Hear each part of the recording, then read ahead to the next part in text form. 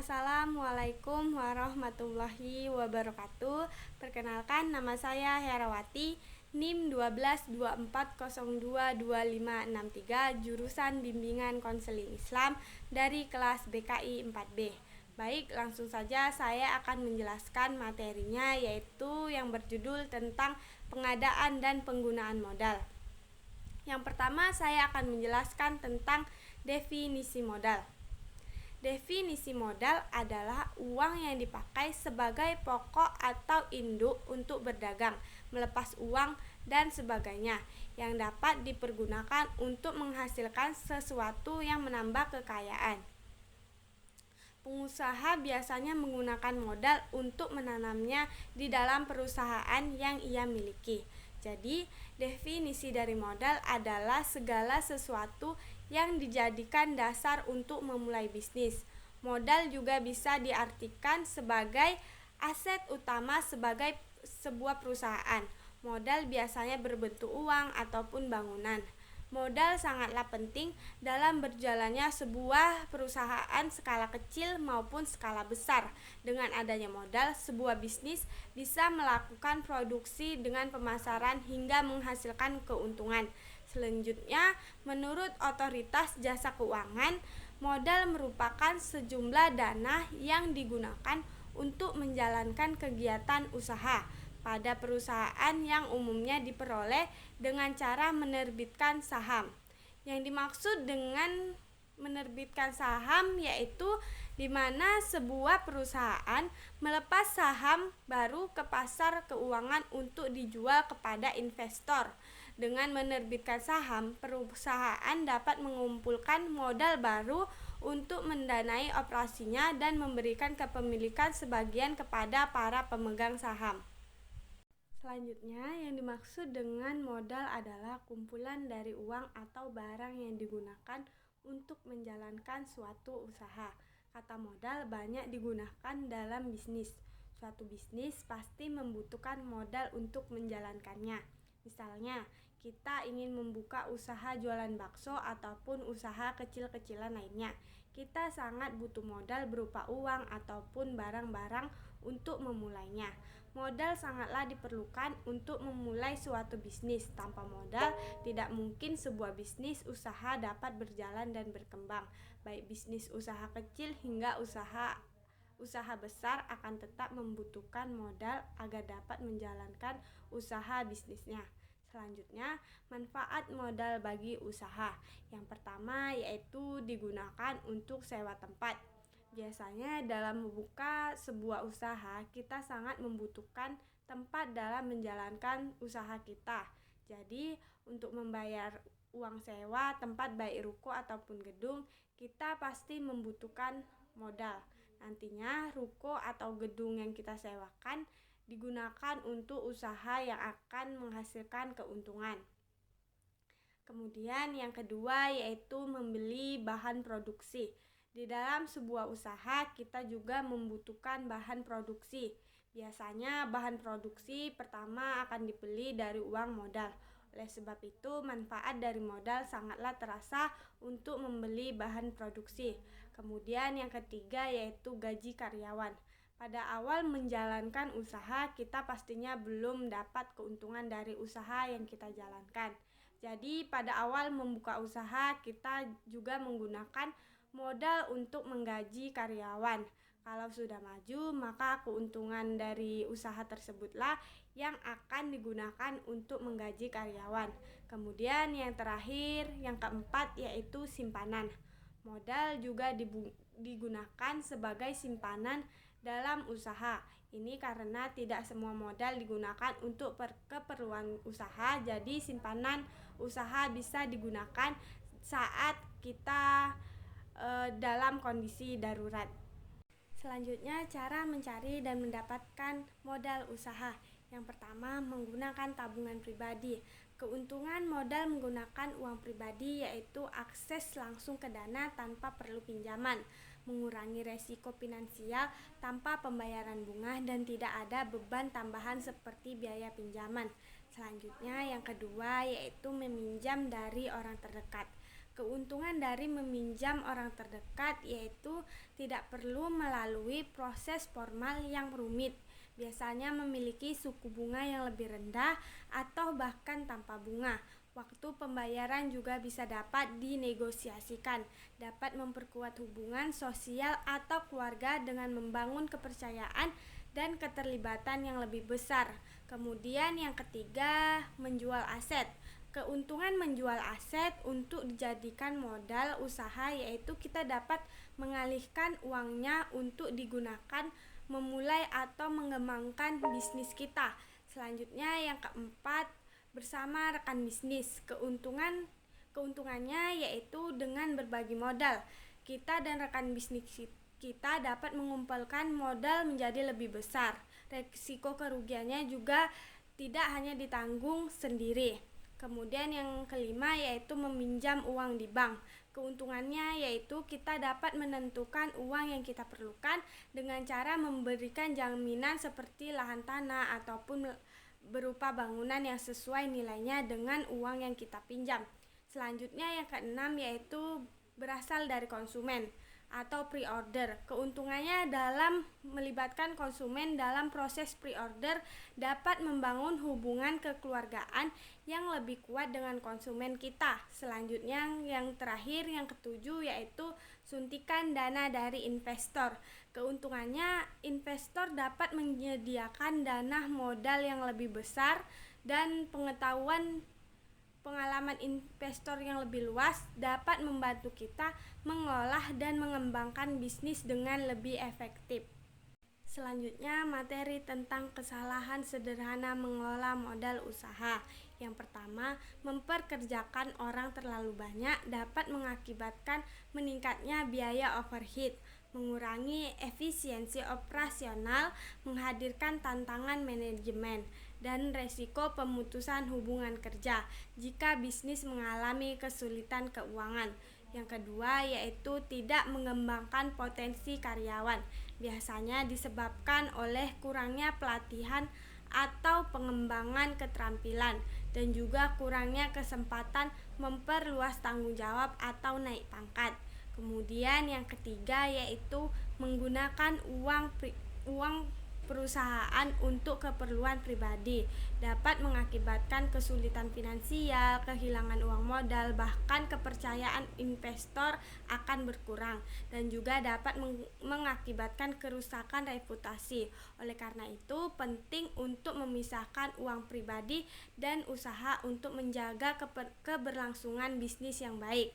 Kemudian yang keempat yaitu tidak memiliki kas yang cukup di dalam sebuah usaha. Jika tidak memiliki kas yang cukup akan mengakibatkan kesulitan dalam membayar gaji karyawan dan dapat menghambat kemampuan usaha untuk mengambil peluang baru, melakukan investasi atau menghadapi keadaan darurat.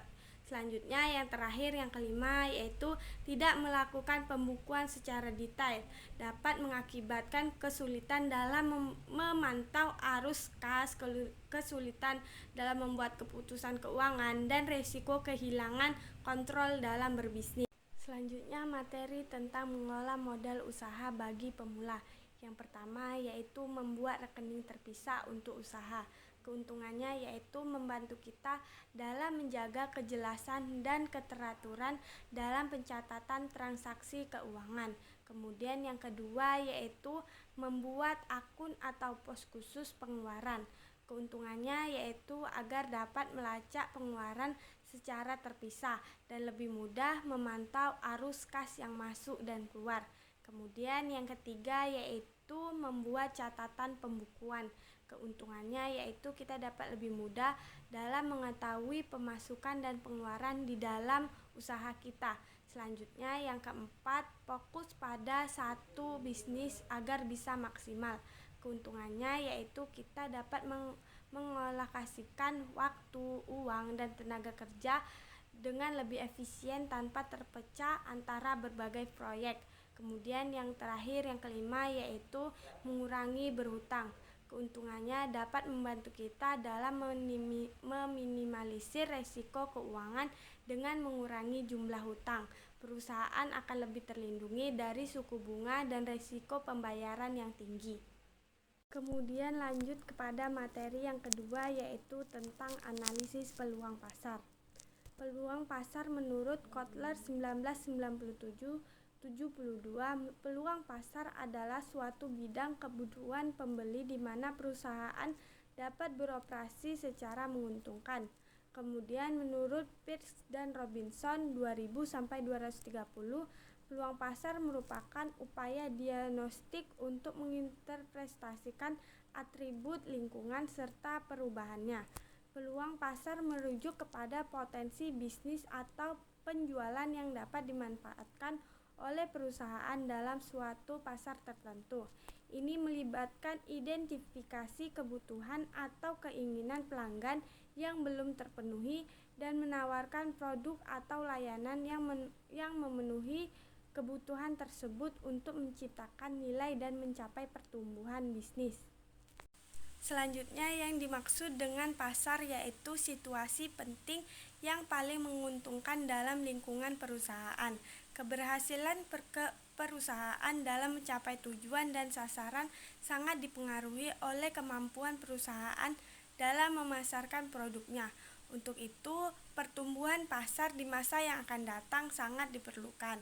Selanjutnya, analisa peluang pasar merupakan proses riset terhadap faktor-faktor lingkungan eksternal yang mempengaruhi kegiatan usaha perusahaan tersebut. Kemudian lingkungan eksternal merupakan kekuatan yang tidak dapat dikendalikan, sehingga perusahaan harus menyesuaikan diri dan juga menghasilkan ancaman dan peluang. Selanjutnya yaitu tentang analisis peluang pasar sangat berguna untuk menyediakan fondasi bagi kepentingan perencanaan dan strategi pemasaran. Kemudian mengestimasi pengaruh lingkungan yang mungkin timbul pada masa yang akan datang pada para konsumen. Kemudian yaitu mempertimbangkan tren masyarakat pada masa yang mendatang akan mengalami munculnya ide dan strategi baru. Selanjutnya tentang membaca peluang pasar.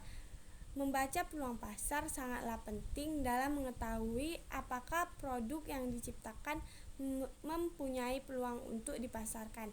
Dengan membaca peluang pasar, perusahaan juga dapat mengetahui apa yang sedang dibutuhkan oleh konsumen. Kemudian peluang pasar bisa kita dapatkan dari berbagai segi kehidupan, seperti segi teknologi, budaya, dan juga agama. Selanjutnya yang harus diketahui dalam menganalisa pasar. Yang pertama yaitu potensi pembeli terhadap barang. Yang dimaksud potensi pembeli terhadap barang yaitu mengacu kepada jumlah dan karakteristik calon pembeli yang mungkin tertarik untuk membeli barang tersebut dalam suatu pasar. Kemudian yang kedua yaitu motivasi dan public speaking yang baik terhadap konsumen dalam penjualan produk. Keuntungannya yaitu dapat membuat pelanggan tertarik untuk membeli barang yang kita jual dengan cara mempromosikan barang tersebut dengan menjelaskan manfaat dan kegunaan barang yang kita jual.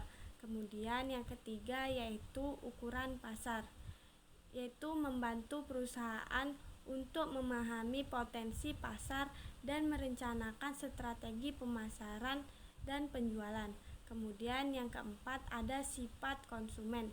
Di dalam sebuah usaha kita akan menjumpai konsumen dengan sifat-sifat yang berbeda-beda dan juga kemauan yang berbeda-beda. Sebagaimana seorang pengusaha, kita harus bisa memberikan kenyamanan dan kemauan sesuai yang diinginkan konsumen. Selanjutnya yang kelima yaitu target pasar spesifik. Dengan menentukan target pasar yang spesifik, perusahaan dapat mengarahkan sumber daya mereka dengan lebih efisien. Selanjutnya yang keenam yaitu pengaruh pasar eksternal. Mengacu kepada faktor-faktor di luar kendali suatu perusahaan yang mempengaruhi kinerja dan operasinya. Dan terakhir yang ketujuh yaitu analisa pesaing ataupun pesaing yang akan datang. Tujuannya adalah untuk mendapatkan wawasan tentang strategi kinerja dan posisi pesaing dalam rangka mengembangkan strategi yang lebih efektif untuk meningkatkan daya saing dan keberhasilan bisnis. Selanjutnya yaitu tentang faktor-faktor analisis peluang pasar. Yang pertama yaitu analisis lingkungan dan pesaing. Proses untuk memahami faktor-faktor eksternal yang dapat mempengaruhi kinerja strategi sebuah organisasi perusahaan. Kemudian yang kedua yaitu analisis pelanggan. Tujuannya untuk meningkatkan pemahaman tentang pelanggan sehingga perusahaan dapat menyusun strategi pemasaran, layanan pelanggan, dan pengembangan produk yang lebih efektif. Selanjutnya terakhir yaitu yang ketiga tentang segmentasi pasar. Tujuannya yaitu untuk memahami lebih baik kebutuhan dan preferensi pelanggan sehingga perusahaan dapat menyesuaikan strategi pemasaran untuk melayani setiap segmen dengan lebih baik. Selanjutnya, analisis lingkungan dan pesaing. Untuk memahami peluang dan tantangan potensial dalam jangka panjang, pemasaran pertama harus memantau dan menganalisis tren yang luas dalam lingkungan ekonomi dan sosial, dinamika industri dan perubahan strategi. Dinamika persaingan dari industri terutama menekankan bagaimana pola persaingan dari pembelian konsumen cenderung untuk berubah ketika industri atau produk bergerak melalui berbagai tahap daur hidup. Mungkin hanya itu yang dapat saya sampaikan. Wassalamualaikum warahmatullahi wabarakatuh.